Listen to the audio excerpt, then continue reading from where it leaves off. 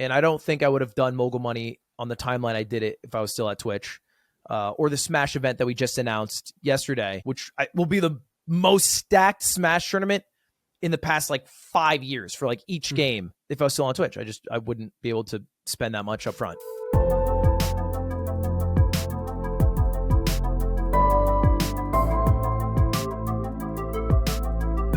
Welcome to Visionaries. I'm your host, Jacob Wolf, a former ESPN award-winning investigative journalist. Twice a week, we welcome on some of the most powerful and successful people in gaming and new media. Today, we're welcoming on Ludwig Ahgren. Ludwig is one of the most successful content creators in the world, holding more than 3.4 million subscribers on YouTube. In November of 2021, he left Twitch behind at the peak of his popularity on the platform, instead signing a major deal with YouTube that allowed him to rapidly expand his business. In July, he hosted a live game show called Mogul Money inside the YouTube theater nested inside of the Los Angeles Rams SoFi Stadium. And now, after going through his journey alone, Ludwig has a team of 15 people behind him and is trying to parlay his popularity into a sustainable business long term. So Ludwig Ahgren, welcome to Visionaries. Hello, everyone. We have Lud today as we had to reschedule, which I want him to elaborate on here in a moment. But nonetheless, as sort of self-explanatory, I think, for most of the audience, we're welcoming on Ludwig today to Visionaries. This is our twice weekly podcast that features some of the most powerful and successful people in gaming, new media, and the internet.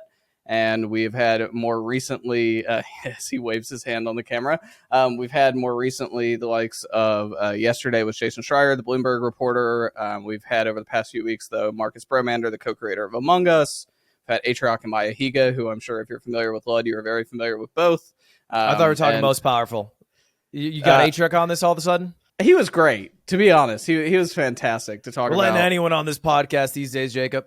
I know, yeah, right. It's it's fun. Anyway, thank you, Lud, for joining us. I just want you to explain very quickly and briefly to the people why we had to reschedule, what the situation was there, and what you were doing, because I thought it was pretty humorous. Yeah, Monday I do the Yard podcast, and I was called right after the podcast, and then MrBeast, who but Mr. Bean, was like, "Yo, can you fly to Panama today?" And so I was like, and I do the whole groan thing, but it's hard to pass him up. I will say he is a man who usually gets what he wants. And I looked through my schedule haphazardly, totally forgetting that I had this and personal training and another meeting. Told him yes, and then had to deal with the repercussions of all three of those. That's okay. We forgive you. That sounds like a good reason. When MrBeast calls, you answer. That's just kind of how things work. That's how it goes, I guess. Nonetheless, that's pretty fun. I look forward to seeing what content came out of the trip. We got a little bit of your sort of origin story, and I know you did an interview a few months ago with Colin and Samir as well, talking about this. But Atrioc also kind of walked us through some of how you guys came up together and time at ASU and everything else. We'll fast forward a little bit. You have been in the esports space, the gaming space, for a long time as both fan and creator. You and I first met through Smash many years ago at an event just to say hello before your more recent rise to popularity over the past few years. What made you want to go full-time content creation, though, in this sort of way? Going full-time wasn't really my choice. I was working at a job and then streaming on the side. And then I got let go, partially because the company was failing, partially because I was lame ducking it after a deal I had spun together fell through. And I was just watching streams all day and thinking about what I would stream. And so I had $7K in the bank account. And I always wanted $10K to go full-time, which would have probably taken another 6 months to get there. But I was like, yeah, close enough. And so I decided to go full-time right there.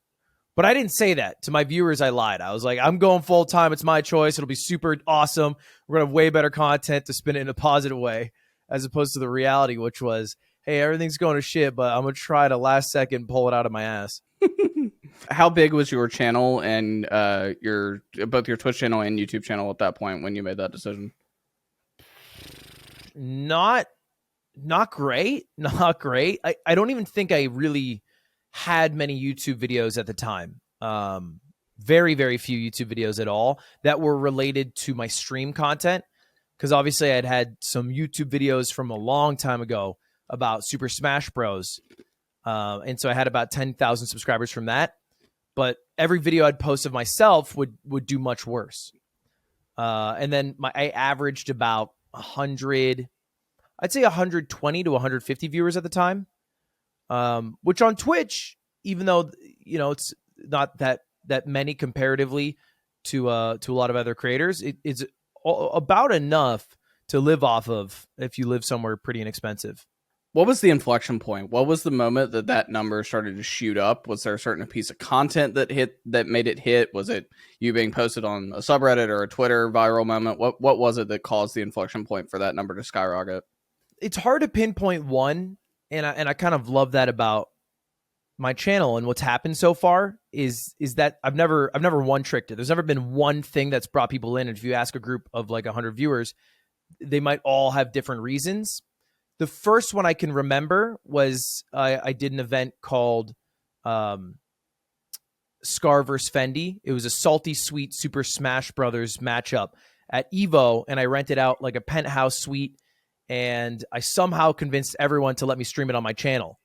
And I hyped it up for weeks, just creating assets for it, sending it to all the competitors, and they all tweeted it out. And that was a charity event, and it raised a bunch of money, and it drove, I think, over 1,000 people, multiple thousands of people to watch it live. And the VOD of it still exists if you look up Scar vs. Fendi on the Reed's channel, which is a channel that I was editing. So I kind of leveraged, in a way, my editing of that channel to be able to stream this event. And that was my first thing that I remember. I had tripled in followers in the week leading up to the event because people wanted to watch it when it happened. So they're trying to follow the channel. And I thought that was so sick because I had averaged like 30 viewers before then. And did you have sort of video production background at all, other than obviously you went to school for journalism at ASU, right? Yeah, journalism and English literature. But did you have any background in sort of the higher level production stuff, or were you just learning that by doing? Oh, fuck no. I was just doing it. I just downloaded when I worked at Apple, you get one of the perks, all their software for free. Okay. Because obviously software, there's no cost to download per user. So I got Final Cut, and I just started editing on this Mac that I got with my Apple discount. And I started with like some videos that I had made of just like, top 10, whatever, easy cut compilations. Mostly the hardest thing is finding the videos, sourcing them. And then I ran a parody Twitter account called Unfiltered Toph, which was a parody of a commentator called Toph. Mm-hmm. And that amassed like 10,000 followers. And Toph thought it was funny. So he asked me to edit for the reads, which I didn't really know how to do, but I just pretended I did and then did it.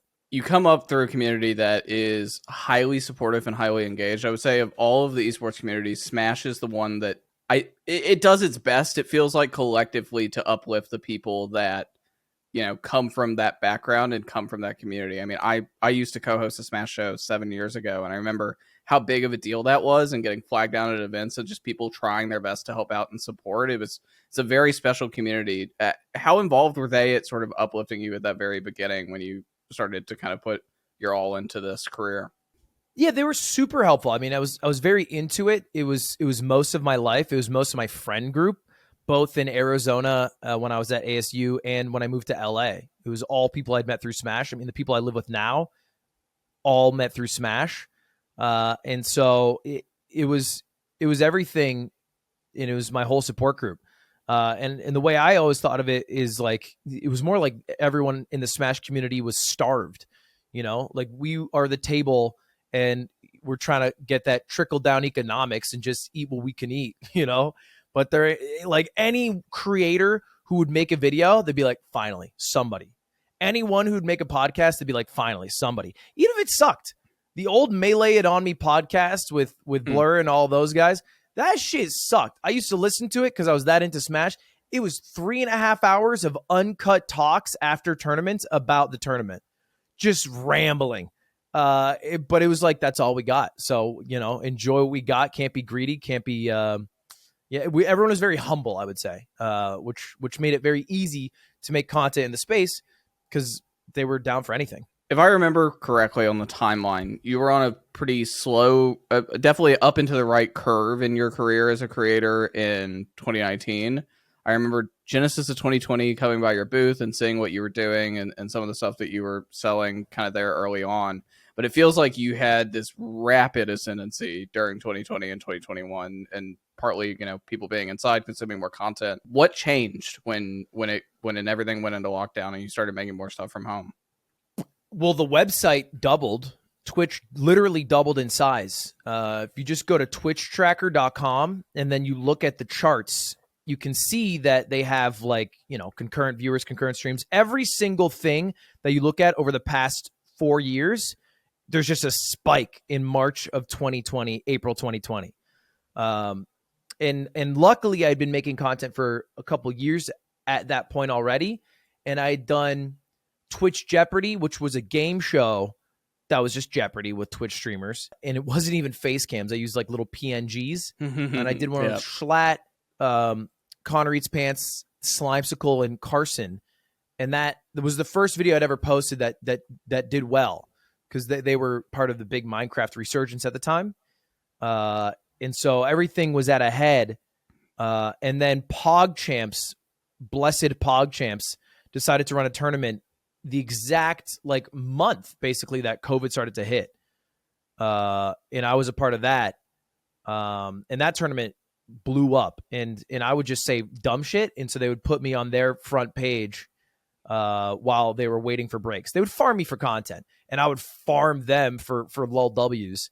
And then it was just a ascendance where there was, something comes around, Among Us, you grow, you fall, something comes around, Rust, you grow, you fall. And that's kind of how streaming is. It's not like a straight up line. It's like a spike up and then a sharp fall and then stagnate, spike up, and then you hope it over time goes up.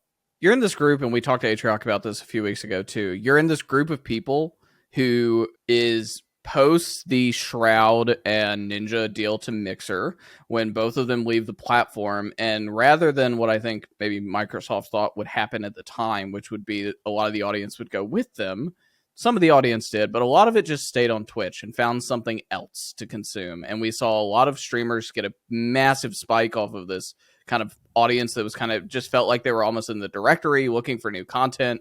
Dr. Disrespect saw another big spike off of that too prior to his ban. XQC saw a major spike off of this as well. And I would say you're in that sort of part of that group as well, that, a lot of other people that were on the site and just looking for something new found you and found everybody else, in addition to your own individual organic growth from the work you were doing. Why do you think that people remain on Twitch in that sort of way, that they don't leave its ecosystem? And then I would say the second part of that question, is that changing?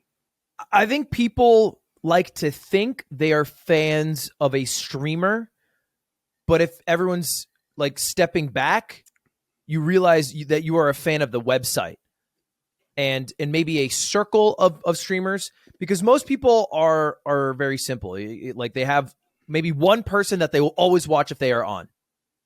I like Germa. If Germa's on, I'm going to watch Germa. Germa's not live, then I'm like, all right, who are the other people that I like clicking amongst? Maybe QT, Atrioc, Stans, whoever. And then it's like, okay, none of them are online. What are the games I like to watch? And the thing about Twitch is it really does have its own culture. And so it doesn't matter who you watch. They know the culture. They'll be a part of it. And you can immediately hop in and it won't feel weird watching somebody brand new, as opposed to watching a new YouTuber where there's much less of a sense of culture, and it's a totally different experience if you watch Tom Scott versus Abroad in Japan versus Ludwig. Twitch, it's much more, what's the word? Homogeneous? That's the one. Yes. Homogeneous. And so that's what it felt like. And I don't think people realize how big of a fans they were of Twitch until maybe their favorite streamer started to leave Twitch. And they're like, okay, well, maybe I liked more than just this guy. And what I realize is people are super replaceable. Streamers are very replaceable. They're not that important. That leads me to a point that I wanted to ask about maybe later, but maybe this is the appropriate time to talk about it, which is the cliques that form around Twitch and Twitch streamers and the collaboration that happens between all of you. And that feels like now, kind of post third vaccination shot, where everybody's feeling a little bit more comfortable to get out, that has become increasingly more and more and more. Obviously, you've thrown in-person events since, whether that be like Mogul Money, sort of a actual event itself in an arena, or just like the Beyblade tournament that was a much smaller, right? That was cutie. Can't take credit. Yes, I know. But Credit to the goat. You were participated. Yeah. But there certainly are these groups of people that inherently they almost, you're very connected. Collaboration's core part of it. I think of like Tim the Tatman, Dr. Lupo, and Courage as one of those like groups of guys, right? They're all very close to each other. They collaborate with each other a lot. Then there's yourself and Cutie and Atrioc and Mayahiga and Stans and occasionally Myth, now MrBeast, etc. You're all sort of connected. You're in each other's content. Sort of all, all boats or all tides raise all boats, or whatever the sort of acronym analogy is there. Why do you think it's really important to build that collaborative content and do more than just games? Well, I think the idea is the same logic that would bring you to create a content team like OTV or OTK. But when you have many people, then you as an individual have a higher floor because you are constantly creating content with these people. And so, hey, maybe nobody's really watching Saikuno this month, but he's part of the Sussy Sunday in Played Up and everybody's watching Leslie and they'll still get Saikuno content. And in that way, you can never really fade from like, you never drift off into obscurity because you're always being exposed to people in some way. As opposed to like if you are totally on your own island and you don't collaborate with anybody at all, if you start to like, fall off a bit, like people say, there's nothing that you're exposed to. You're not exposing yourself to other people in other ways. So I think that's why there's so many collaborative things that happen. It makes streamers feel much more comfortable. It's also easier to do, to just play a game with a friend and hee and haha, as opposed to just talk to a camera, talk to chat. I think that's honestly a little harder. So I think those are reasons why that phenomenon happens. I think what's part of what sort of blows me away about the influencer industry more generally is the fact that MrBeast aside, because he's a phenomenon to himself, but streamer content is relative to television production, etc., relatively low cost. Right? It's a lot of effort time-wise, and you can value your time however you want based off of what you think you should make. But the actual production behind it can be very, very low cost, whether it be a phone or just a sort of DSLR on a stick or whatever you're doing based off of what you're putting together. But the advertising interest is massive because obviously you guys are what the a certain generation of people, call it 13 to 25, are super interested in. And as someone that has maybe a little bit more critical eye of that, considering what you went to school for and understanding what the media industry looks like, how do you think that's changed new media at large and where money is being spent?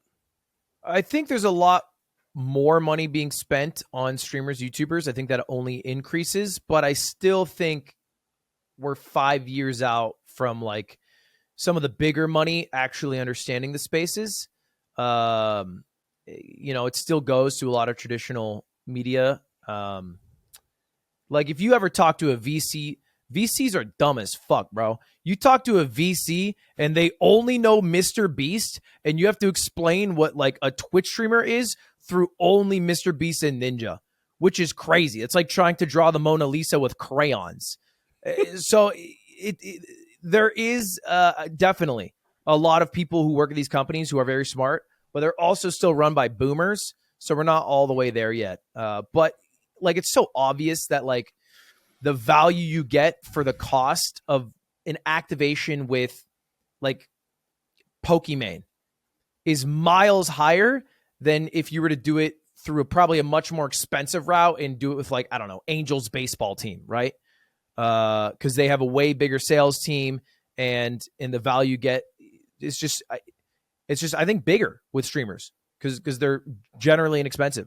Then again, there's another problem though, where it's only the big streamers who get paid out because they're like known. Like Ninja still gets all the brand deals. Outside of his name recognition, Ninja's not getting more viewers than most of the other big guys. The 150 or 200 ranked streamer on Twitch nowadays. He's not but in the top 100% he's getting paid more per brand deal, you can imagine, than the 100 people above him. Because again, what do they know? They know brand recognition, name recognition. So, I don't know. I think all those companies are still pretty slow, but they're changing. Taking a quick break from this episode to have a word from our sponsors. The journey of my career has been pretty fast-paced. I started writing at 17, and within 16 months, I went from having never written a published article to landing a job at ESPN as their youngest talent hire ever. With that fast-paced career, I've often found myself struggling with imposter syndrome and with work-related anxiety. But over the past few years, seeing a therapist really helped me guide my way. And if you think you may be feeling depressed, stressed, anxious, and overwhelmed, then today's sponsor, BetterHelp, is here to help you. BetterHelp offers licensed therapists who are trained to listen and help you. Talk to your therapist in a private online environment whenever's convenient for you. And if you're like me, where it seems there's never enough time in the day, you understand how important that convenience is. There's a broad range of expertise in BetterHelp's 20,000 plus therapist network that gives you access to help that may not be available in your area. Finding a therapist can be hard, but BetterHelp simplifies that experience. You start by filling out a questionnaire to assess your specific needs, and within 48 hours, BetterHelp will match you with a therapist. From there, it's easy. Schedule video and phone sessions, message your therapist as much as you want, whenever you need to, and everything you share is completely confidential. You can request a new therapist at no additional charge anytime. I've been seeing my therapist Diane for 4 years now, and when we reflect back on the progress I've made in my life for the better, it's a pleasant reminder of why I started seeking help and the goals I had when we first started working together. Join the 3 million plus people who've taken charge of their mental health with an experienced BetterHelp therapist. Get your 10% off your first month at betterhelp.com/visionaries. That's betterhelp.com/visionaries. The other part I want to talk about brand deals relative is the responsibility, right? Because one of the things that makes them so valuable, that makes you all so valuable as influencers and creators with brands, is that there is a level of parasocial relationship and trust that your audience has in you. If you tell your audience to do something, the likelihood that they will do it is fairly high, or at least try. And if that is to go sign up for a sponsor or do whatever, whatever the plug is, basically, you have a pretty decent shot. They feel like they're connected to you in some sort of way. There is a side of that, though, that is almost a cautionary tale, right? Depending on what brand deal it is. If it's a crypto gambling website, or if it's something a little bit more unsavory that you take, and obviously you've seen a rise on that at Twitch. How do you evaluate that responsibility when you are looking at the brand deals that come in front of you? Yeah, I think it's not... Definitely streamers have a higher conversion rate than like Matt Damon on crypto.com saying, hey, buddy, be bold and lose all your fucking money real quick. In streamers have a higher conversion rate, but obviously a much smaller net of people they can reach with their sponsor, with their message. In that trade-off, like you're saying, you should maybe value what you're advertising a bit more, because more of the people who are watching you will download the thing than if a Matt Damon says it, who obviously reaches more people, converts less. For me, it's always been, if the sponsor can add to the content in some way, then I'm down to do it. Like, I think probably my favorite sponsor I've done in the past year was with Top Gun, as shilly as you can get. Like, I had an overlay that said, Ludwig's, Top Guns, Maverick, there was planes. And my challenges had to be, very specific to what the brands wanted. But I was still able to make it my own thing and my own contest, where I thought at least it was fun to watch, and the viewership reflected that. But I think viewers are more perceptive than people give them credit for. If you're doing a sponsor that's for a truly dog shit mobile game, the viewership drops off immediately. Because they're not dumb. They know this is boring as hell and you just want me to download this mobile game, so they won't watch. And so that's why you're almost incentivized to make sure that whatever you're advertising is good content and is something people will enjoy, which I think is a good thing. Yeah, it's a more sophisticated consumer, right? Born of the internet, come up on the internet. They understand how to differentiate between, this person is just here to sell me something versus this person's genuinely interested in what they are promoting. Right. Yeah, and then there's dangerous things too that are on both sides, like gambling, where gambling is good content. It's just exciting to gamble. That's why there's predictions on Twitch. People like gambling. It's a human thing. But then also getting paid to do it, it's like, oh, okay, now that's scary because you're taking something that's like people like watching and you're getting paid to promote it to people. So that I think that's like one of the few examples. I would say it's an outlier because generally you're not going to have something that's that bad for you that you can advertise. It's just about threading the needle, especially when a lot of the top streamers on Twitch are, not a lot, but a few of the sort of top 15 streamers on Twitch are primarily gambling streams. And those guys have a big audience size. Yeah, X and Train gamble. We can say it. They know. Yeah. Yeah. No, I've been very critical of that. I called out X when he was doing it illegally with a VPN here in Texas, which is breaking the law. But yeah. But you could imagine if they were to boot up a gacha game, like if they're playing Genshin Impact, their viewership would drop off. And then they would be incentivized to stop doing that thing. So I think in a way, sponsors generally regulate themselves in what streamers will take and what streamers won't take because of the viewership that comes from it. So I want to ask this, and I do want to get to time to audience questions because I know you have a hard out. I want to ask a couple different questions about your decision to leave Twitch and go to YouTube and how that's going. And I want to start with first, how many hours a day or week, whatever is easiest for you to recall, were you live on Twitch before you made that decision? I'd have to check. I think I averaged about 130 hours a month. 120 to 130 is usually the number that I would sit on. It's about I try to do 4 hours a day, every day. Something we heard from a lot of the early people to migrate to other platforms, whether that be Mixer, may it rest in peace, or YouTube more recently. I think of Courage and Valk and some of the other people who were first to the platform and in these new big platform deals. So they talked about that it wasn't necessarily less work, but it was more consistent. And you could build your life, you could build the rest of your business. In their case, obviously, their involvement with 100 Thieves and some of the other things that they've done. Was that a motivation for you to have, the ability and time to, rather than have to be live all the time to generate that revenue, to have something a little bit more baseline consistency? Yeah. I think I was always excited about doing big events, and I liked the idea of YouTube being here, and it's a comically large-sized money bag, and then I can start doing that immediately, as opposed to on Twitch where it wasn't as juicy. It wasn't as it would have been much more nerve-wracking to have 15 employees as I do now in the events that I'm trying to run over the next year, and in the margin at which those events run with the amount of money that I was given from Twitch. And so I literally, when I entered negotiations, I was like, I'm staying with Twitch. I fucking love Twitch. Culture here is great. But I was also in that same vein of thought. I was like, I have to do a subathon to make enough money to be able to do the event I want, which was crazy to me. After I stepped back, I was like, it's crazy that you are willing to give up a month of your life just so you can do a cool event you want. And so I was immediately able to do it with YouTube. And I don't think I would have done Mogul Money on the timeline I did it if I was still at Twitch, or the Smash event that we just announced yesterday, which will be the most stacked Smash tournament in the past 5 years for each game. If I was still on Twitch, I wouldn't be able to spend that much up front. I don't expect you to go into dollar specifics, but how big compared to what you were offered to Twitch? What was the difference between Twitch and YouTube? It was a little under 2x, I think, by the end of it. But that's not just in money terms. That's also in hours committed, which I don't think people consider, because Twitch is a very simple model. The longer their streamers are live and the more often they run ads and get subs, the more money the website makes. And so they just want both those numbers to go up. But for me, it's hey, I'd rather stream less, but do something really, really cool. And that doesn't line up with their goals.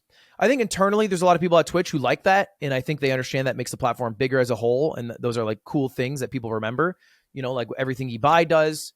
But it also doesn't help their bottom line as quickly and as pointedly as just stream 160 hours, dumbass, and then throw 3 minutes of ads on every hour, because that's like they see direct money from that. So considering both hours and the money, it was like about 2x. And how much time now are you investing in live content versus VOD content? It's dropped a lot, which I'm not super pumped about. A part of it is I've been boomed with like traveling. But I also allow myself to do that. Like, I think I'm working more. For the first time in my life, I had a moment where I was like, I am tired. I really don't want to work. Like this past month, I think part of that's like with all the traveling. But like, if MrBeast had called me and I'm supposed to be in a MrBeast video, if I was on Twitch, like that would eat away at my soul. I'd be like, no, I have to be live. I'm gonna miss 2 days of streams. And nowadays, I'm like, yeah, I'll do it. And so I've dropped to like, I'm somewhere between like 80 to 100 hours each month when I'm on YouTube. And I'd like to sit at 100 if I could. That's my goal. You know, like 3 hours a day. That seems nice to me.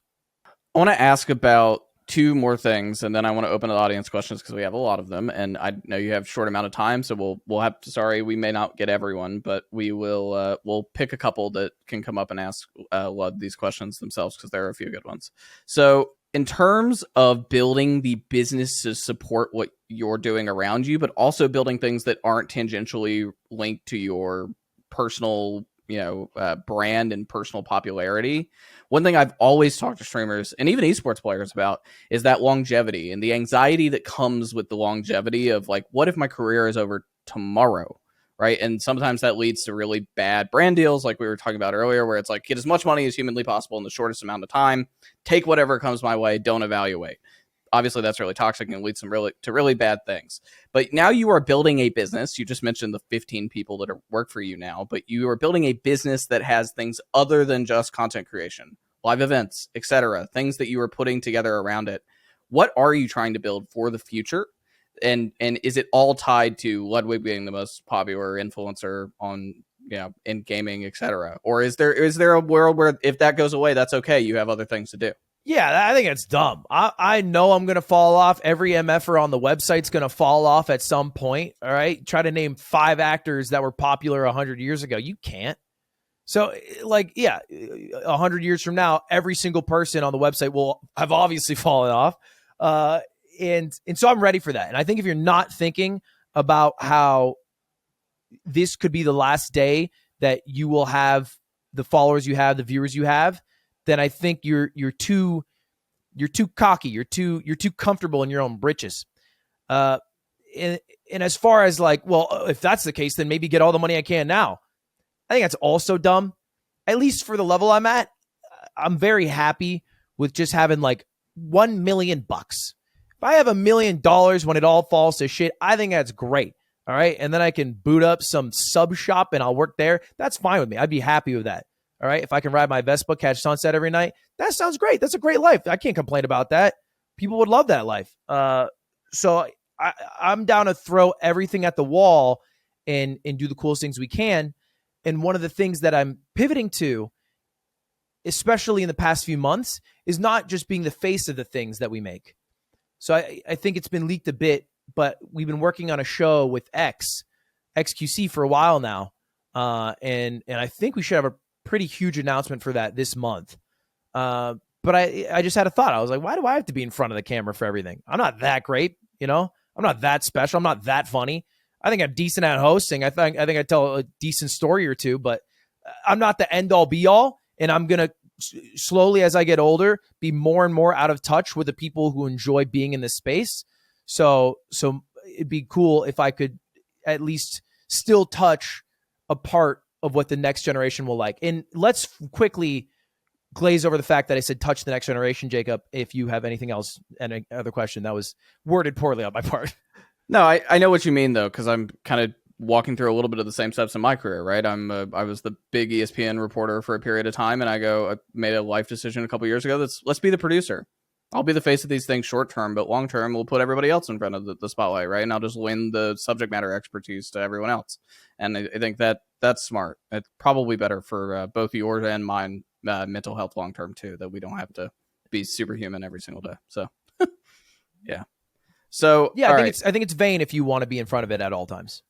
I think It's too vain. and it's exhausting. It's exhausting. I don't do it nearly as frequently as you do, and it's just exhausting. It's fulfilling at its best, but it's still even just it's a grind.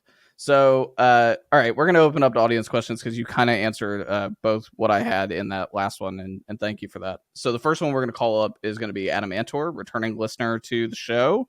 Adam, you're gonna get an invite from my team to come up and speak. So, Ludwig, you have set quite the bar for events as a mode of content with Mogul Money. It was awesome to watch. Are you going to produce another live event like that? And if so, what do you think it'll look like? Yeah, for sure. I have a live event planned for the end of the year that I haven't gotten to announce yet, but it has been a nightmare working on it in a great way. Because I think the more work I put into it, the more gratifying the payoff will be. But I also don't think I'm setting the bar. I think I'm trying to get close to the bar, but I think the bar is set creatively by somebody like Germa, and I think it's set like in terms of raw output by somebody like eBuy. So I think I'm more on the forefront than a lot of big names, like XQC or Hassan are people who don't put effort into those things, but I'm flattered by your words, Adam. Thanks. Next question is going to be from Star Guardian Jord. Proud Ludbud here from the UK. Sorry if you can't understand what I'm saying. I wanted to ask, so I actually work for a game studio, and I've always been interested. What is it that you do to overcome playing a game that you're not fully interested in for a sponsorship? Or do you have like a level of integrity and be a bit more selective in what you choose to do a sponsorship for or create content for? Yeah, I think that's a good question. I don't think I can count more than like maybe one or two times where I've taken a sponsor for a game that I wouldn't actually play or actually enjoy. I did a Raid Shadow Legends sponsor for a Smash tournament, but it was very tongue-in-cheek, like, hey, Smash community, download this game, and then every download, it was very one-to-one, we will increase the amount of money. And we put basically all the money back at the event for prize pool to pay out, amazing community members, casters, things like that. So that was like one example of like, yeah, we're gonna get this shitty ass mobile game, but we're gonna get it with a good purpose. And sometimes, in my mind, gotcha money has its value.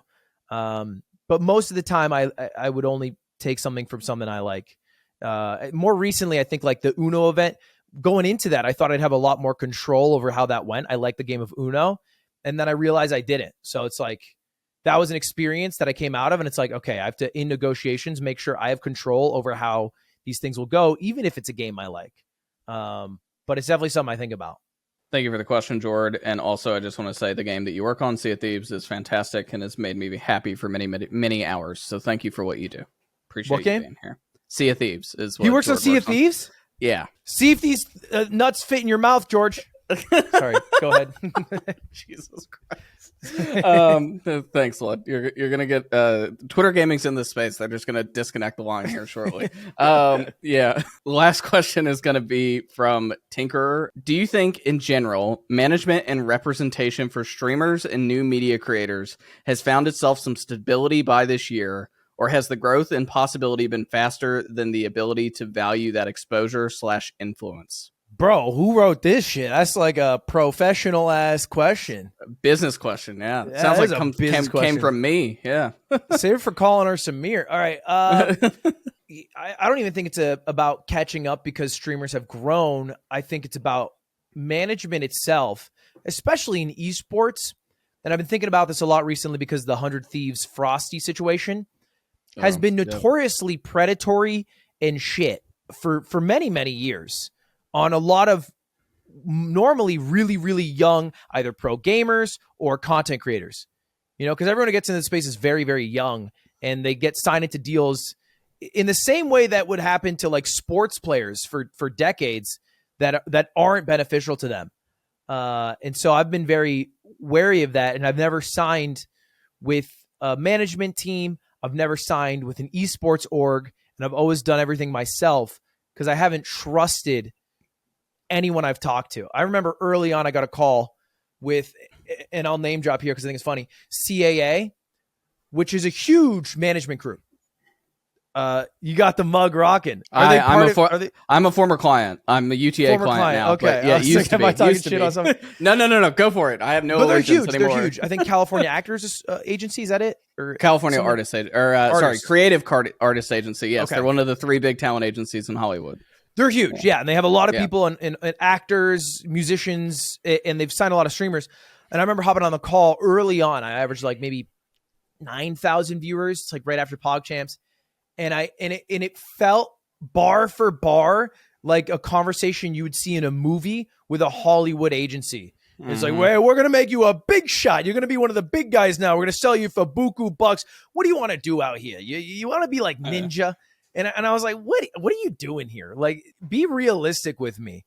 And so that turned me off pretty early. Having said that, I think there's some players in the space who definitely understand very well, have a lot of analytics and data, and they're able to fetch better deals. And people have been a lot less, I think, predatory. So I think it's swinging better as time moves on. And as the sphere is much more in the public eye, you can't get away with as much shady shit. Yeah. I want to end on that just from a question from me, because that will be the last audience question we take. Sorry, everyone. I know there are like a billion of them for this space. Sorry, thank you. But I want to ask about, you mentioned the Frosty 100 Thieves situation, and I have been kind of torn over it personally, right? I'm an old-timey esports person, even though I'm putting air quotes on the video for the people that can't see. I'm an old-timey esports person, and I've only been around since 2014.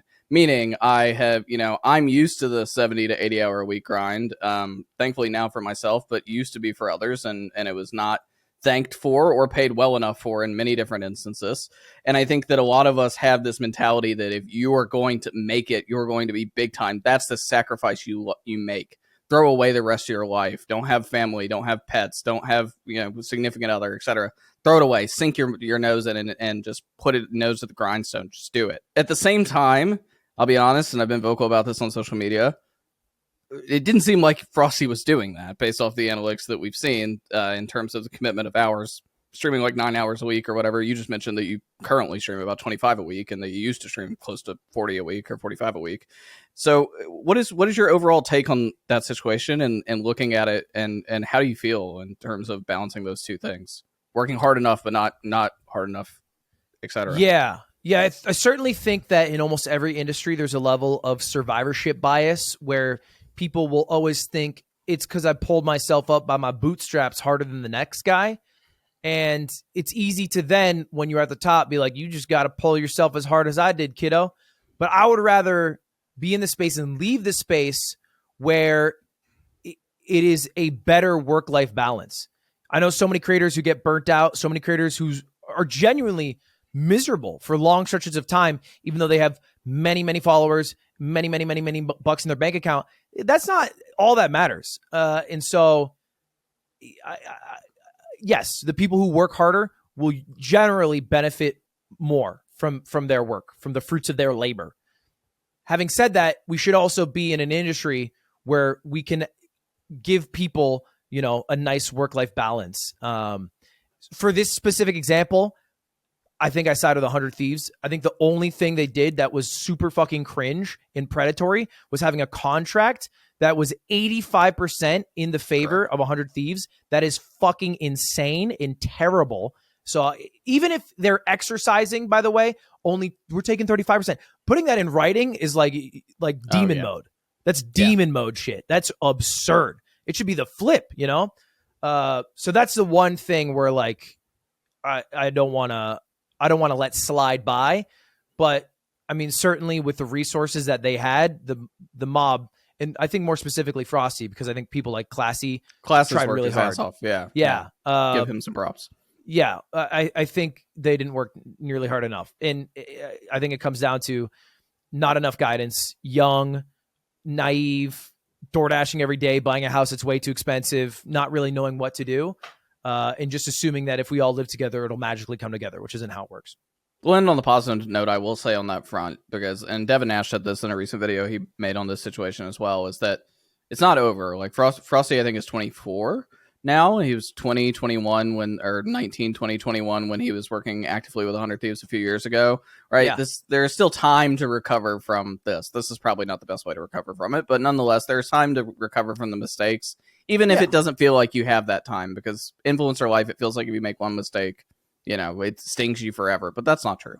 People can recover. Not at all. I started at 23, 24. So it's like from where I was when I was his age, he's doing better than me. So, certainly there's nothing but upside. Well, thank you very much. No, you have to bounce. So thank you for joining us. I really appreciate it. If you want to check out the rest of the episodes of this pod, whether that be our interviews with Atrioc and Maya Higa, which both were excellent, or Marcus Broman, the co-creator of Among Us, or yesterday we had on Jason Schreier from Bloomberg, and we've had a lot of great people on this podcast over the past month and a half. You can find it on Apple Podcast or Spotify or wherever you get your podcast under Visionaries Gaming Media and the Internet Dissected. You can also find us on YouTube at youtube.com/overcomegg. Blood, thank you again. And this episode, if you tuned in midway through, will be up on audio tomorrow and YouTube on Monday. So thank you all so much. Really appreciate it. And we will be back Monday night for another live episode. Subscribe and smoke ketamine. Enjoy your week. That's all for our show. If you enjoyed this episode of Visionaries, please leave a rating and review on Apple Podcasts or Spotify. Special thanks to Sammy Daig and Prem Thadam Kara for helping with this episode. We'll see you on Tuesday.